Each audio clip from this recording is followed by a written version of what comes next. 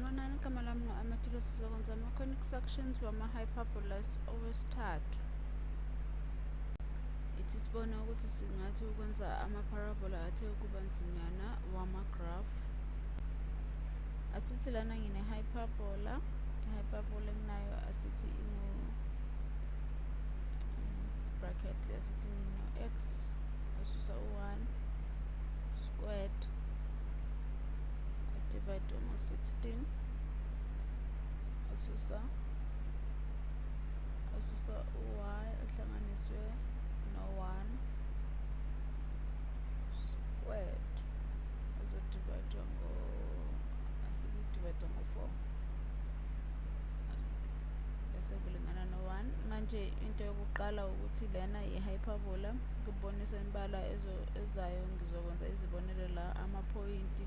La iphoyinti lokuqala kuba ukwazi ukuthi inhloboni ye-conic section, bese okulandelayo ukuthi udwebe leyo conic section. Manje-ke lana bese ngikutshelile ukuthi uzokwenza ama-hyperbola. Manje usuyazi ukuthi yi-hyperbola, kodwa indlela yokubona lokhu ukuthi ubone ngalo phawu lokususa oluphambi kwe-y term, sisunduza i-standard form ne-non-shifting form se-hyperbola, noma i-hyperbola enenkaba ka-0 ibukeka kanjena. Kakhulukazi uma une-asymptotes efanayo. Ngikubonise lana uma une-asymptotes ofanayo kodwa inkaba iba ngu-0, ngakho-ke uba nento enjena. Lokhu kuyafana naleyana umehluko lana. Umehluko phakathi kwalama-hyperbola lawa womabini yinkaba yakhona. I-hyperbola inkaba yalana yona ingu-1, -1. Enye indlela yokucabanga ukuthi u-x alingane no-0 wenze le term lena yonke ibe ngu-0, ingakho kuyinkaba. Bese u-y alingana no-1 wenze le term lena ibe ngu-0, bese lana inkaba iba ngu-0,0. Manje indlela elula ukudweba lokhu ukuthi udwebe lena bese uyayisunduza ukuze inkaba yakhona ibe ku-1,-1 esikhundleni sokuthi ibe ngu-0,0. Manje-ke asenze njalo. Asithi islope salama-asymptotes womabili lana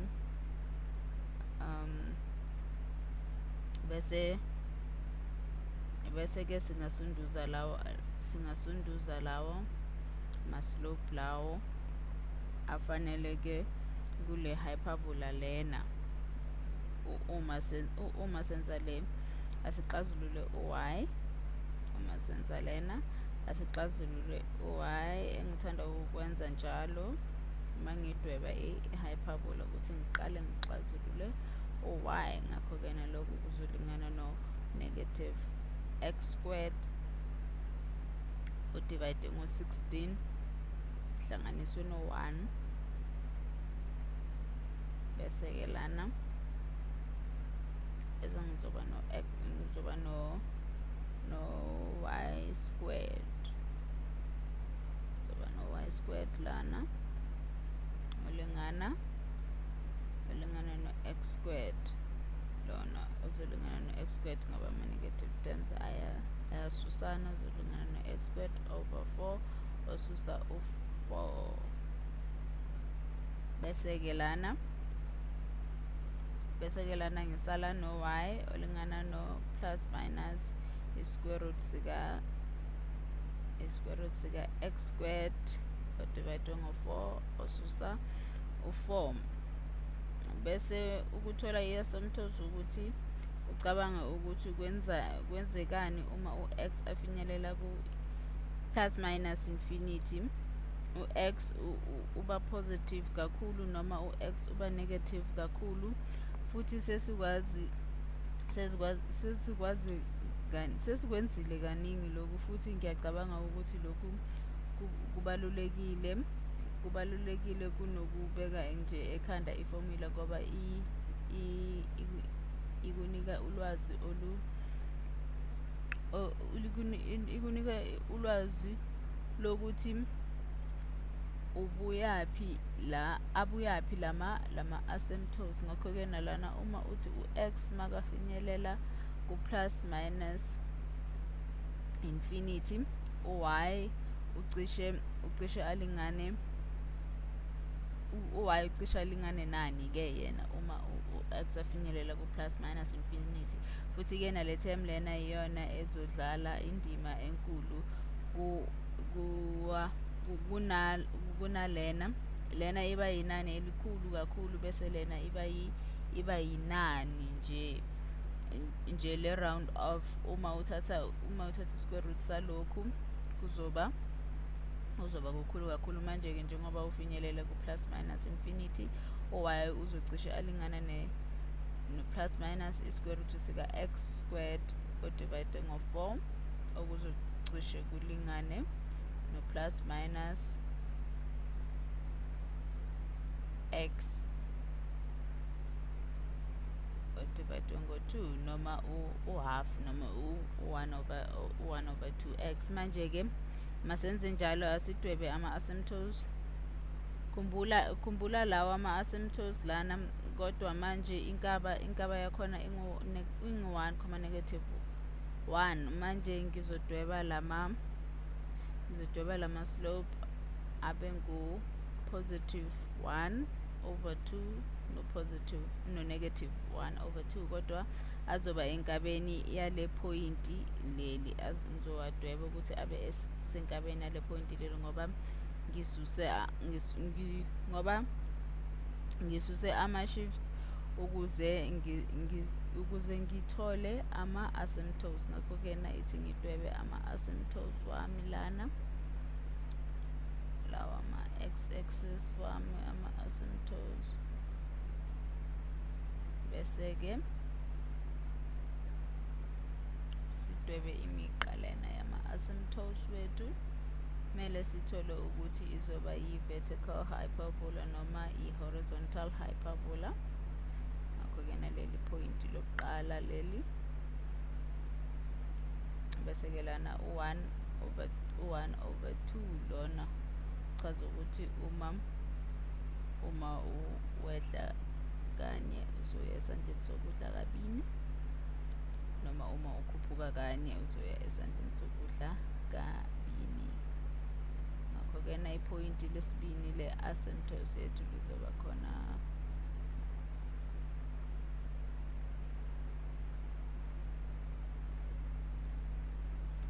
khona lana. Ngakho-ke nizobukeka kanje i-asymptotes yethu yokuqala. Ithi ngiqale futhi kanje, ngidwebe kanje, bese-ke dweba yesibini. I-asymptotes yethu yesibini ingu-negative yesibini, angithi ingu-negative. Bese-ke yesibini-ke yona izoba lana, point lethu lizoba khona la,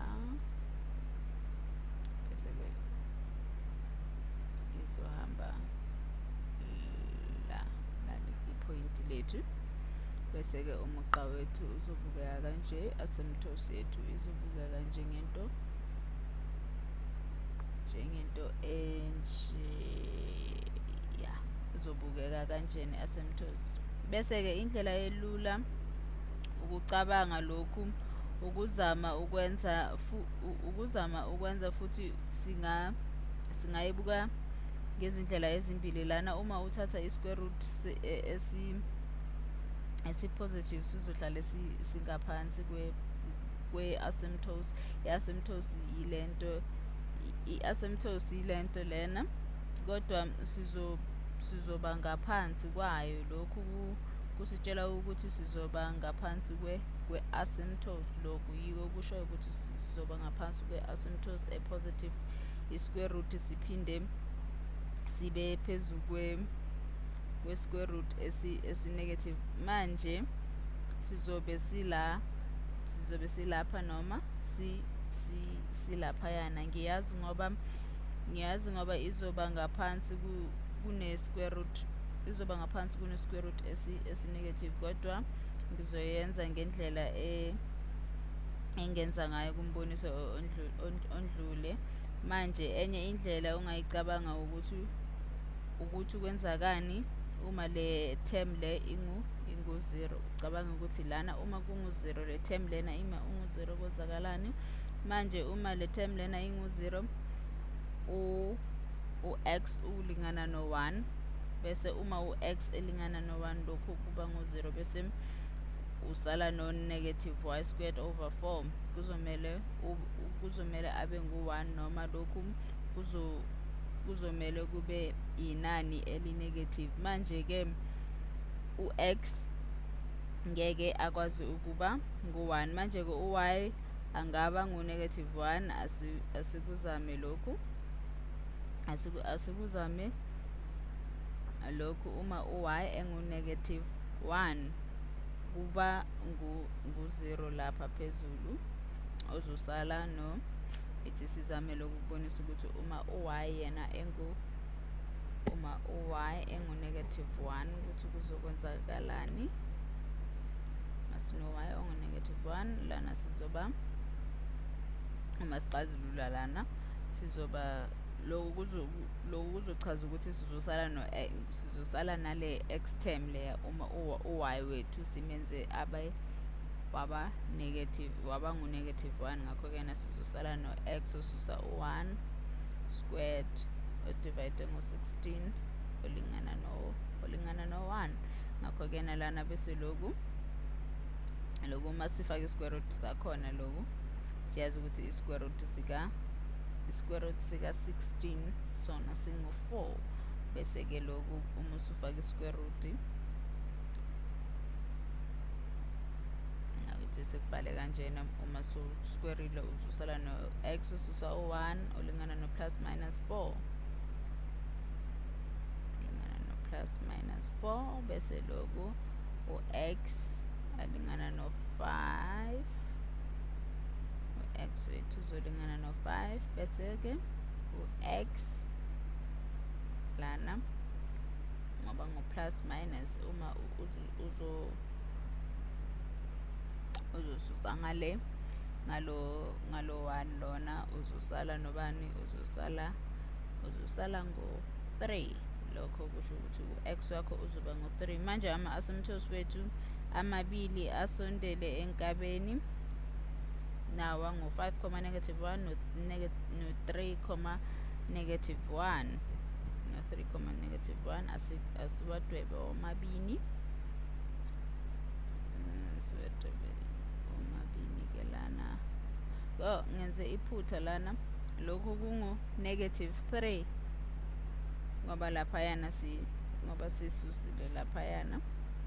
Ngakho-ke nalokhu kuchaza ukuthi lo 3 lona ungu-negative 3. Yabona ukuthi u-negative 3 uphuma la uma ngenza kanjena ilana. Lo x ususa u-1 la ngoba u-1 ususa u-4 uzokunikeza u-negative 3. Ngakho iphutha engilenzile lelo.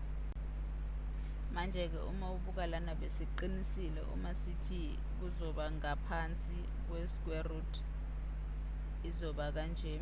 Ithi siwadwebe ngoba lana besiqinisile ukuthi lokhu kuzoba ngaphansi kwe-square root. Ngakho-ke nokuchaza ukuthi i-hyperbola yethu izoba ngapha emaceleni kanjena. Ngakho-ke na izobukeka into enjena. I-hyperbola yethu izohamba kanje nakanjena. Lokhu kuyaqhubeka nangapha izohamba kanje, qhubeke nangapha, bese kuyaqhubeka futhi nangapha izohamba kanje. Uma ufuna ukwenza namanye amaphoyinti wadwebe ukubona ukuthi, uma ufuna ungawenza namanye amaphoyinti wadwebe ukubona ukuthi yikona ngempela. Into ethanda ukuba nzima ukuthi uthole sihlala ukuthi uthole ukuthi sihlala emaceleni noma phansi noma phezulu bese uqedile. So dweba i-hyperbola yakho. Ngakho-ke asibonane kumbukiso ozayo. Ungakhohlwa futhi ukuvakashela kwa-ClickMaths.